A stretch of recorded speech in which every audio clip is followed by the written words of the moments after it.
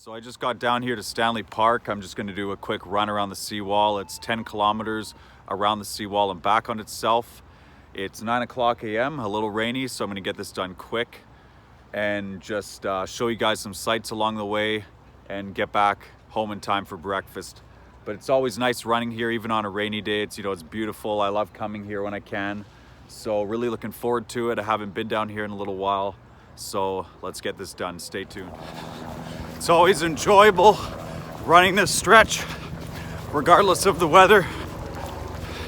It's really cool with all the cloud cover and the light rain. Sometimes nice, you get that low-lying fog around here too. Always peaceful. I haven't been running as much as I was last year. My joints are going through a bit of pain from a recent sickness I had. So I try to take it easy, as well as, giver as well.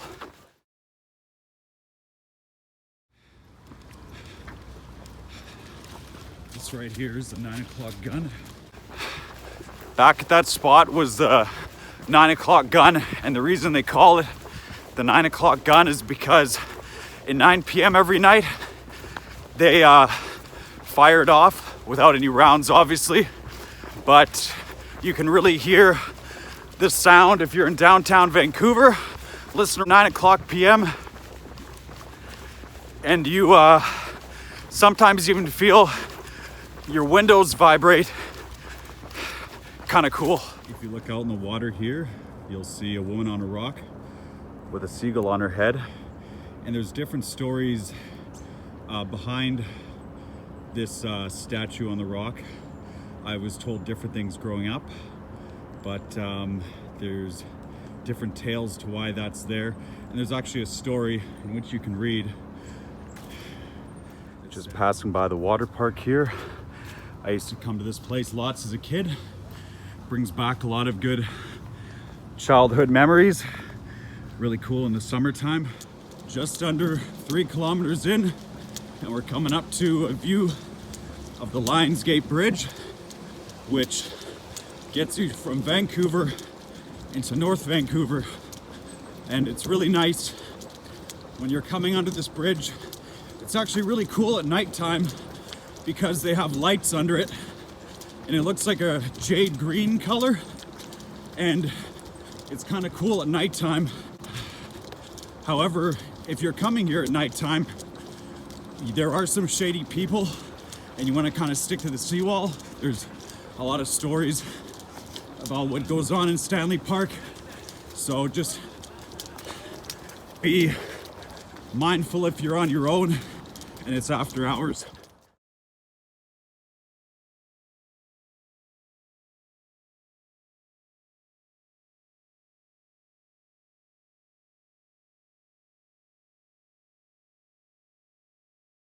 The nice thing about running this on a rainy day is there's way less people. It can be kind of a tourist attraction. In the summer, it can be pretty busy.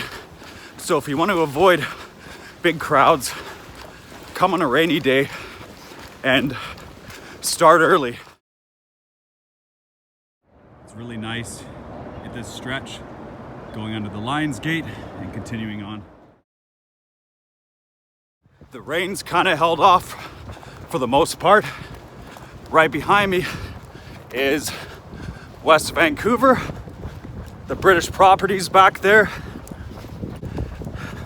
Some nice scenes to see on a sunny day and on a rainy day too. Good stuff. There's a really cool rock formation here. Just had to stop to show you guys. It's kind of Stanley Park's own nature statue piece. There's a lot of spots along this run that remind me of the West Coast Trail, which is in Victoria. When the tide is out, you see a whole sea shelf, and really reminds you of a nice West Coast kind of run. has a lot of that, when the tide is out and the water level's low, it looks really cool. There's a lot to see. There's a lot of nice trails inside the park as well. Today I'm just kind of showing you guys the outer trail, but for trail runners, there's a lot to see inside too. You can kind of make your own obstacle course by picking trails inside the park, and can be a lot of fun.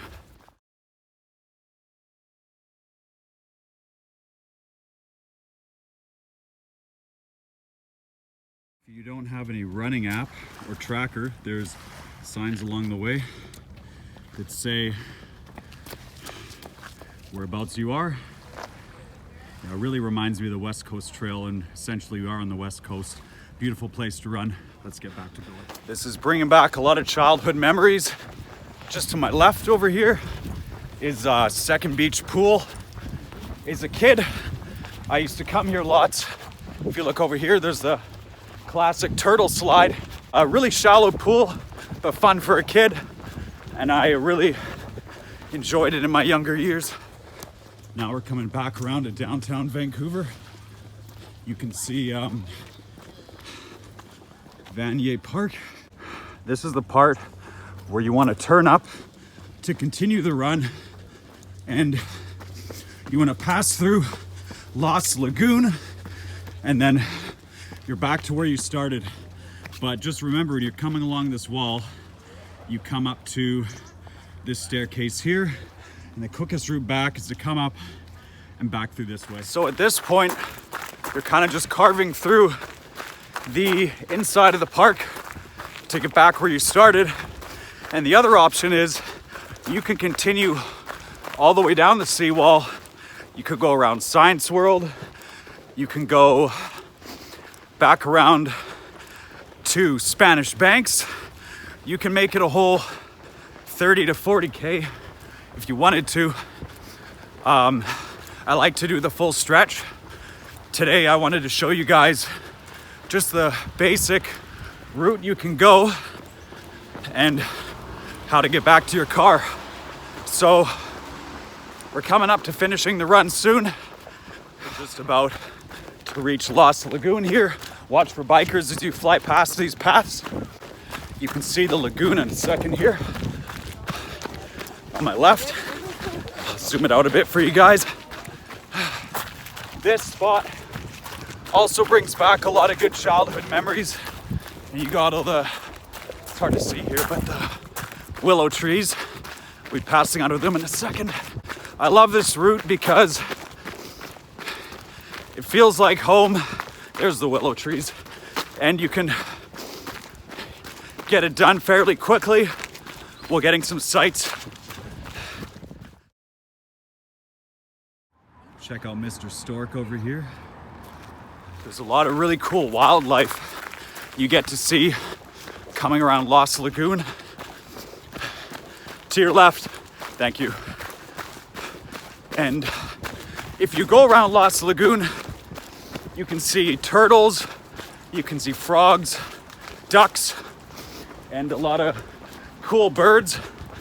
It's kind of its own habitat around this area here. A lot of good memories running through here. My mom used to take me here as a kid, and lots of fun. We're just coming to the end of the run, just over 9K. About a K to go, give or take. You pass under this bridge behind me and pass through here. Then we're almost back at the parking lot where we drove into. We're almost back at the parking lot, which I started at today. If you look behind me, that statue is kind of where I parked. There's a few different parking lots, but the one I parked at is pretty convenient. You can start there and just do a loop around, and it's exactly 10 point something K. We'll see in a second. Just finishing up now. So I'm just back at the vehicle now. Pretty quick run. As I said, you can take it a lot further and go a lot farther with it, but I decided to just do the basic today to give you guys kind of a tour of the quickest way to get it done, and really had a great time. And if you look at the map after, it looks exactly the shape of a seahorse's head. So today I did the full seahorse head, and you can make it a 30K, which I've done before, and you can do a full body of the seahorse. And you'll know what I mean when I show you the map later, but feels good to be back. Gonna go home and have some breakfast now. Got the day off work, so that's a win. Take care. En route home, and a couple things I wanted to mention. You'll notice me with a hydration pack, and if that's necessary or not is up to you. Sometimes it's better to have the extra water. However, if you're running this stretch on a sunny day in the summer, there is water along the way. You can stop at various water fountains, so there are water sources when it's summertime.